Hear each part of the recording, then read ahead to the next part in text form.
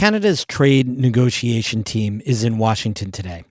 Prime Minister Mark Carney said, "We'll see," when asked if Canada could strike a trade deal with the U.S.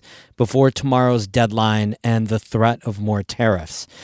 Complicating all of this is Canada's announced support for Palestinian statehood. After that news broke, President Donald Trump said it would be, quote, very hard to make a deal. This is where we are in politics right now. But on the ground, among Canadians, there's anger, indifference, and nuance. Our reporter takes the temperature in Brockville and Gananoque. That's today's story of the day. Support for Story of the Day comes from Pearsall Wealth Management at UBS Wealth Management USA, subsidiary UBS AG, member FINRA SIPC, 1 Broad Street, Glens Falls.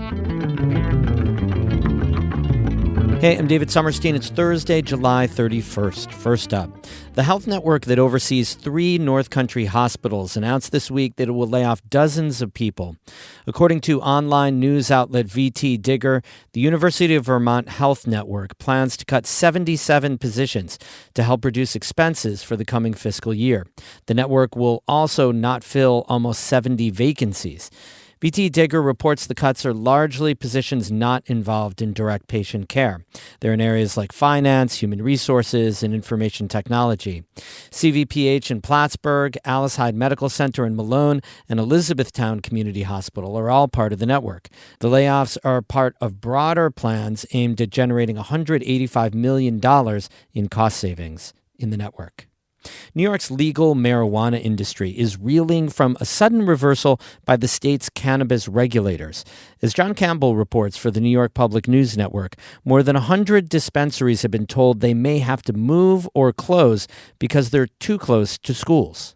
By law, dispensaries can't be within 500 feet of schools in New York. The State Office of Cannabis Management used to measure that from the entrance to a school building. But this week, regulators say they screwed up. By law, they should have been measuring from the property line. The new interpretation affects at least 108 licensed dispensaries. The vast majority are in New York City, including 40 in Manhattan alone. In Albany, I'm John Campbell for the New York Public News Network.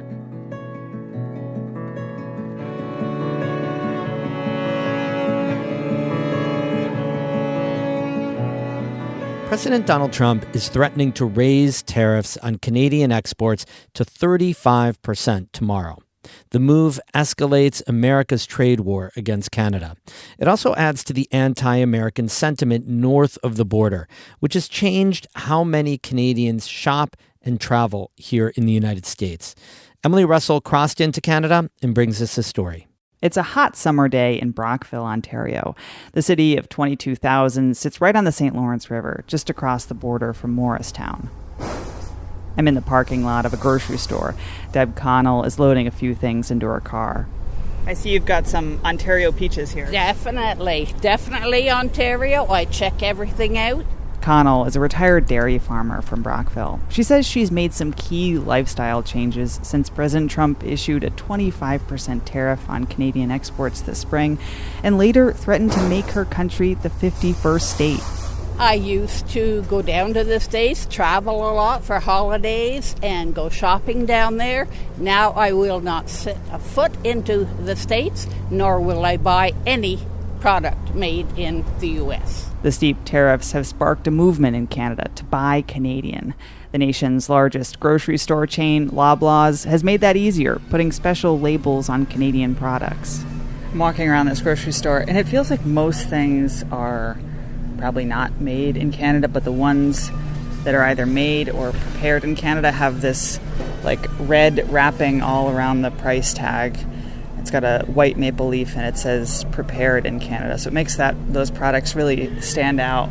Polls show that about 2/3 of Canadians support this movement. But buying Canadian or trying to avoid all American products can be more expensive and less convenient. And the movement just doesn't matter to some Canadians. I catch Rudy Bajima as he's leaving the grocery store in his big red pickup truck. Has that kind of signage made you shop any differently? Absolutely not.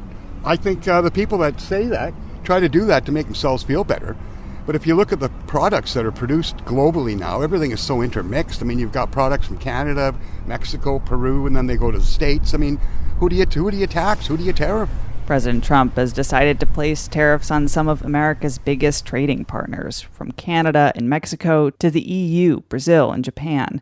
And he's been pretty successful, striking deals with some key global leaders. Meanwhile, Liberal Canadian Prime Minister Mark Carney told reporters on Monday that trade negotiations with Trump have been complex and intense. Bajima believes a conservative leader would have worked better with Trump, and that Canadians need to be more critical of their own government. We're more worried about Trump in Canada, it seems, than we are our own well-being. Talking about that guy, it's important who the president is, but it's more important who our leadership is. So far, the Canadian and American economies have weathered the trade war. Many Canadian goods are exempt from the tariffs if they comply with the U.S.-Mexico-Canada Free Trade Agreement. But one sector that's taken a hit in the U.S. is international travel. It's down by more than 22% this year, according to the World Travel and Tourism Council.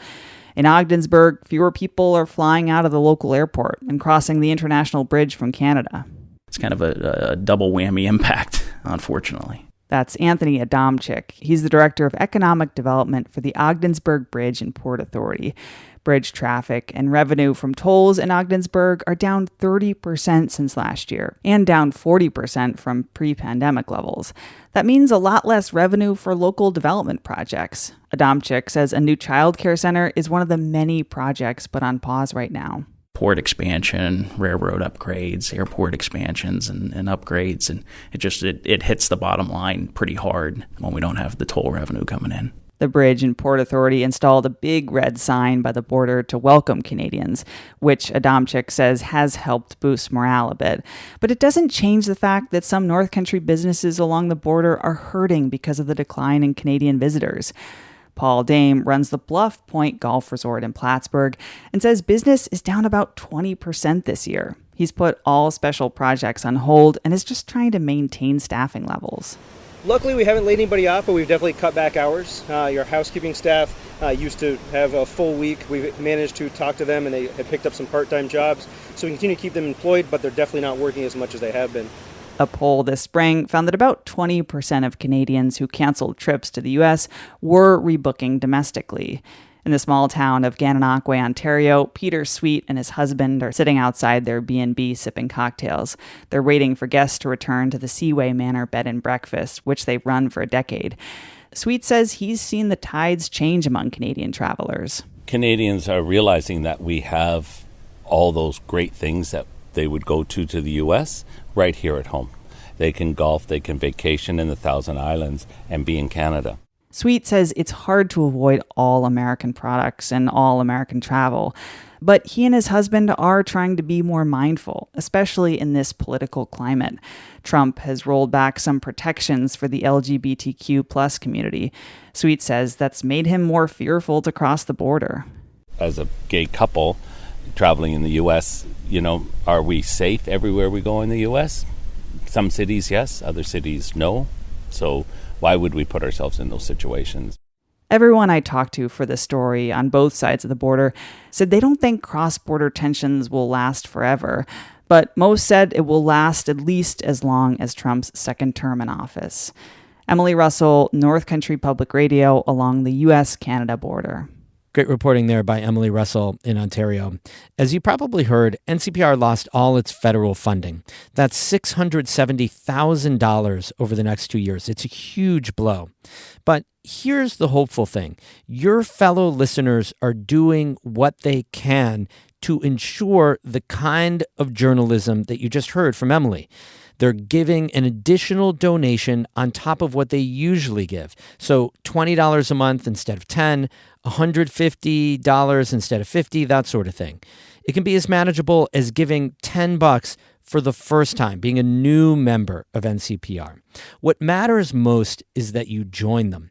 Make a path for public radio's future, for local journalism's future with your donation now. Go to ncpr.org/give. Thank you so much. Again, the website ncpr.org/give. It'll just take a few minutes. Really, thanks so much. Music today by Evan Veenstra of Gananoque and Muskox of Ottawa, both in Ontario, Canada. I'm David Summerstein, North Country Public Radio.